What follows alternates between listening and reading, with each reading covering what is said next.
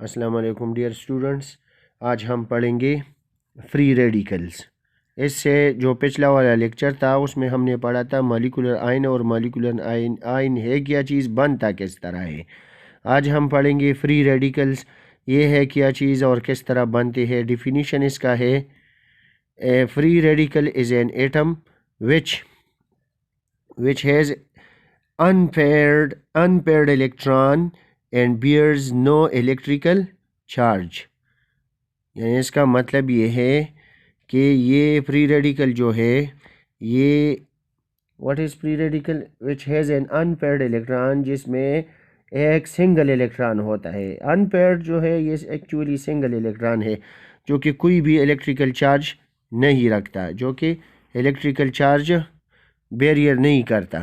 Electrical charge का मतलब ये है कि पॉजिटिव या नेगेटिव। तो इस पे तो अनपेयर्ड इलेक्ट्रॉन होता है। अनपेयर्ड इलेक्ट्रॉन को हम फ्री रेडिकल कहते हैं।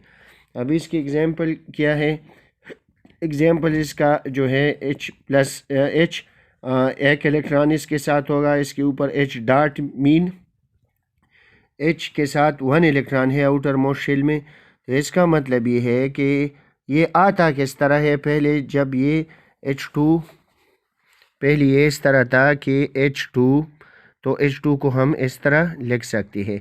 ये बॉन्ड जब ब्रेकअप हो जाता है तो इसके ऊपर भी एक इलेक्ट्रॉन आ जाता है और इसके ऊपर भी एक, क्योंकि ये बॉन्ड जो है ये 2 इलेक्ट्रॉनों से बनता है।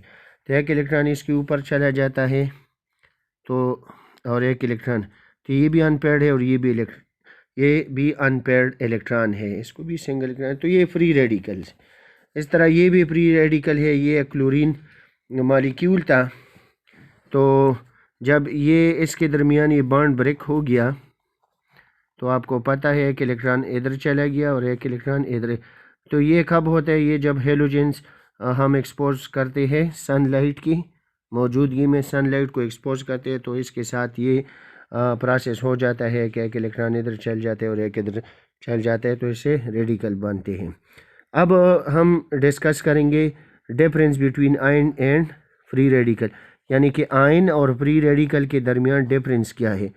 याद रखिए कि आयन तो पहले मैंने आपको बताया, ये ऑलरेडी मैंने आपको पहले रेडिकल के बारे में बताया, फ्री रेडिकल के बारे में कि किस तरह बनता है, किस तरह ये अनपेयर्ड इलेक्ट्रॉन इसकी बनाते हैं। लेकिन ये जो क्लोरीन है, तो क्लोरीन किसी दूसरे एटम से एक इलेक्ट्रॉन लेता है, तो आप देख सकते हैं इधर 8 इलेक्ट्रॉन हो जाते हैं। टोटल ये कितने पूरे हो जाते हैं, 8 इलेक्ट्रॉन, इसमें 7 इलेक्ट्रॉन है। तो जब ये किसी एटम से एक इलेक्ट्रॉन लेता है तो इस पे कौन सा चार्ज आता है, नेगेटिव चार्ज आता है। ये हमने पहले मॉलिक्यूलर आयन के टॉपिक में पढ़ा भी है। तो ये डिफरेंस है free radical, chlorine free radical और क्लोराइड आयन में ये डिफरेंस है। कोई भी सवाल हो तो कमेंट बॉक्स में पूछ सकते हैं। शुक्रिया।